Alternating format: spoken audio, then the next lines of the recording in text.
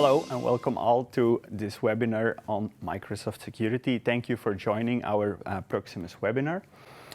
My name is Stefan van Dijk. I work as a security consultant at Proximus since 4 years now, and I will be joined today with my colleague David de Vos, who will introduce himself later during the presentation. To quickly go over the agenda, as you already noticed, the topic today is data protection and data classification. We have prepared a presentation for that. In the first part, I will do some explanation and setting the scene. And in the second part, my colleague David will have a demo on DLP for endpoint. So data is growing exponentially, and it is really outpacing our capability to analyze it, to protect it, and to classify it. Data can reside anywhere, from mobile devices to corporate PCs, from public cloud to hybrid cloud to on-premise SharePoints. And that's really a difficulty that customers are facing today. Data can take many forms. Emails, documents, we are generating it on a daily basis. And as you can even imagine from your personal life, how much data do you generate in a single day? How many emails do you send? How many text messages do you send? And with the entire COVID-19 and working from home, the line between the corporate life and the private life is really getting very thin. So protecting the data is really at the core of a zero trust architecture. So when it comes to responsibility, we actually see two types of customers mainly. One type of customers who think moving to the cloud will reduce their capabilities and losing control over their data. And on the other hand, we see some customers who really think that going and moving to the cloud is outsourcing their responsibility as well. As you can see on the image on our slide, it is actually always a shared responsibility. The further you move to the right with SaaS applications, the more you outsource responsibility to the cloud provider. But one main topic, data classification and the responsibility around data, always remains a customer responsibility. So really closing the gap on the challenge on classifying data and protecting it, that's where the DLP solution comes in. Now, over the years, many improvements have been made. From DLP for endpoint, on which we have prepared a demo today. It's a rather new feature, but it's really promising, and we really see this working in real-life use cases. When we focus around information protection, there is actually 3 pillars we need to really look at. Knowing your data, protecting your data, and governance of your data. Knowing your data can be really a challenge. If I would ask you, do you really know where your data resides? Most people cannot answer this question. And it kind of makes sense because we are generating so much data on a daily basis. It is really hard to follow that. The DLP cloud solutions really offer customers a great visibility in their environment, and it will be shown later in the demo by David as well.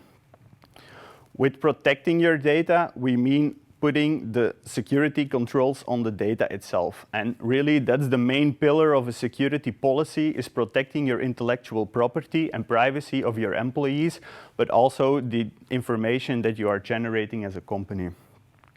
And governance around your data is knowing when your data is where, how do you manage it, what are the procedures involved, when do you archive data, and so on.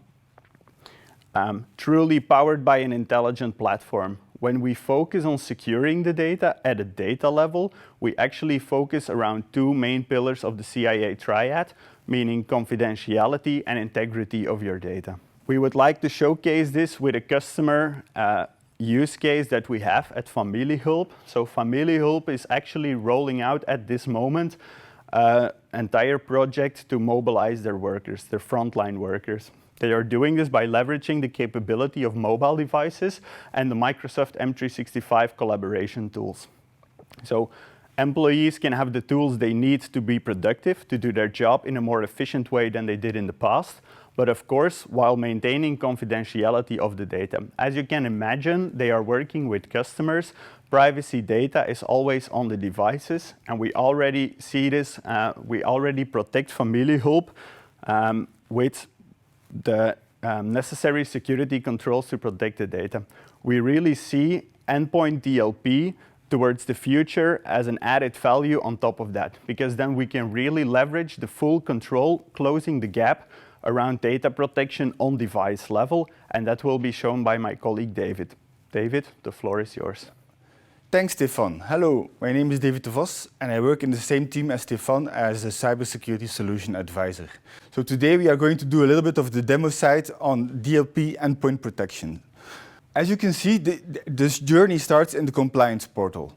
The main screen provides an overview on your compliance score today and a few alerts. You can customize this as you want. Now on the left side, you see the data classifications, and that's the place you want to go whenever you want to have more insights. So on the screen, what you see here is a high-level overview of all the sensitive data types in your organization, as well as the sensitivity labels and the retention labels that are being applied throughout your organization. You can also see a summary of the activities being involved here. But before we go there, I want to dive a little bit deeper on what is a sensitive information type. So Microsoft did a lot of work for us to provide 153 sensitive data types out of the box. And they include, like most of the compliance elements, most local and legal recognitions that we require for having control over your data, as you can see here. Now, in case it isn't sufficient for you, you can always create your own data information type, like you can see here in the upper corner, right? So this will be used throughout the solution just to have more insight on what kind of data you have. In the Content Explorer tab, as you can see here, we again see the sensitive data types, but this time you see how many documents and how many hits the solution has found in your organization for every kind of data type. And this just happens automatically, right? So you see, for example, if you look at EU passport numbers, we can go into SharePoint, we can go into the site, the subsite, and when we are there, what you'll see is the 26 documents that contain the sensitive information type that you just clicked on. What you see as well is the creator of the file, also the retention label, and potential other sensitive information types that are found in that document that we are seeing on the screen. Now, of course, it's not only the sensitive information types, it's also your own sensitivity labels and retention labels that you can browse through in the same fashion as you just saw. Now we know what kind of data and what sensitivity data we have. What's also interesting as an aspect is to see what users are doing with that data. And therefore, we go to the next step. Activity Explorer. Of course, one thing to mention, you would expect to see the endpoints here as well. But that's coming later, as you can see in the banner here, as this is still in preview. So when you go to the Activity Explorer, what you really see here is per day, all the actions that happened related to documents, data on your endpoints. So for example, if you hover over one day, what you will see is a pop-up really showing you all the actions that were happening that day. You can see how many rules matches, you can see one label was removed, 6 labels were applied, how many files were copied to the network, etc. And you can see this on a day-by-day basis for all your endpoints really. So now you know how users, what kind of sensitive data you have, and now you know what users are doing with your sensitive data, you can have an idea on what you need for protection levels. So if you want to drill down specifically on a label, an activity, or a location, you can do that as well, of course. The next level of the cycle would be that we go into the data protection. So let's go there, protect your data. We know what data we have, which sensitivity levels we have. So now let's go in and let's try to protect it. What we need to do then is go to the policies in the same compliance center. Like I said, it's a one portal to do everything. And then you go to data loss prevention as a policy out of the 6 types you have there. Yes. Now, we already used DLP before, not for endpoints, but so it's logically that we already have a few DLP policies defined in our policy set. It makes sense to not create a new one, but just to open one that we already have, for example, PCI DSS data, and edit the policy. So you don't have to recreate stuff, you can just add the endpoint DLP in the existing policies. And this is where the magic happens. So you can see here, the DLP policy was already applied to Exchange, SharePoint, OneDrive, and Teams. And what we want to do is we want to include our Windows 10 devices as well. So we're just going to tick it on. You can also narrow it down to a specific user or a specific group. Really depends on what you want to do. But in this demo, we will just cover all the devices with this policy. The next step is the rules that we have. So as soon as we have one detection of PCI DSS content, we will have this rule kick in. And what does this rule do? Let's open up the rule and let's have a look. First of all, you see the name. Next, you see the sensitive information types, like we discussed earlier, coming back here. So credit card numbers and debit card numbers for the EU are automatically detected in this policy. As you can see, what we already have in 365 services is whenever somebody tries to share outside of his organization, the policy will kick in and protect and block sharing. So your users are not able to share sensitive data, even if they did it by accident. They would get a pop-up explaining them why they are blocked in this level. Now, this is only for the 365 and the online services.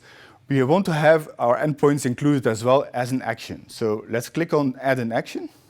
Yes, as soon as you do that, audit or restrict Windows device, activities on Windows devices. And you get a new set of capabilities, as you can see here. Now, the security controls you see on the screen, you have three options. You can either audit, you can block, or you can block with override. Now, block with override means that the user will be blocked, but if he thinks that he's being blocked and it's not just, then you can actually provide justification and continue with the action that you were doing. So if you really want it to be restrictive, you should really block it. If you're not sure that everybody will be happy with this, you can audit or you can block with override as well for starting. All right, then you still have some options for user notifications. We're not going to bother the admins, we're not going to bother the owner of the SharePoint site, but the owner of the data and the person that did the violation of the policy, we should give them a notification on what just happened, right? There's a lot of customizations options as well if you want to have your own text in there, or you can just go ahead and use the default ones that are provided by Microsoft. You also see you can set the level of severity for the incident. It's set on medium right now. And we are not going to bother the admins as well, like I just mentioned. So let's just leave it like this and save the policy. You can either test it out first or put it on right away. We were already using the DLP policy, not for endpoints, but for the online services. So we will put it on and activate it immediately. Now, while that's being submitted and the policy is being applied to the endpoint, I want to go over a few additional things, which is the endpoint DLP settings. These are not related to one policy, but these are general settings, right? And there are 4 controls you have in there. File path exclusions, so they should not be monitored and not be taken into account. Unallowed apps. One example here is a WinSCP, which can be used to transfer files to a Linux box. So they might think they are clever and have a go around or have breach the security by using a Linux box, but that will be detected anyway. You also have unallowed browsers, and finally you can block domain names or service domains. You can either whitelist or blacklist by choosing allow or block. But these are just general settings and not specific to one policy. All right, now we are here. There's one thing left. That's to show you how the end user will experience it. So this is a Windows 10 box with a few sensitive data types in there. You can see credit card information. So let's try and copy it to a removable drive, which is one of the controls we just set. So what the user will see is a pop-up explaining that data loss prevention policy is being applied and that the user is really blocked from doing this action. As you can see, they can override it if they want and go ahead anyway. So as you can see here. Of course, the data officer will get a notification. The security admins will also get a notification. So it's not like they are done by just clicking on the override. Printing was also blocked. So let's try and print it on our personal device. As you can see, once again, the action was blocked, right? Because we set in the policy, in the controls, that printing was not allowed. One other capability is to have a copy. Just click copy on the spreadsheet and then try to paste it. And you will see again that you are not able to just copy data into the memory as well. It will block it once more. So you will not be able to just copy data and send it out in an email rather than copying the document itself. So, and finally, there's one more control or 2 more controls that we had, which is printing and apps, so which is opening up in unallowed apps. As you can see here, the PDF is opened in Edge without any problem, because Edge is an allowed browser, and Edge also understands information protection. But what would happen if we try to open it in an unsanctioned browser, like Google Chrome, for example? You will really see, despite the fact that Google is able to open the PDFs, but we didn't allow it in the policy, so the browser will be blocked, and it is not allowed without any option to override it for this time. So that's kind of the experience the users will see. It's a known experience from the Defender ATP or from the security alerts on Windows, and they go for the same behavior across the whole platform. That being said, that's basically it. I can guess you guys have many questions still, so I invite you to join us for our Q&A session right now. Thank you.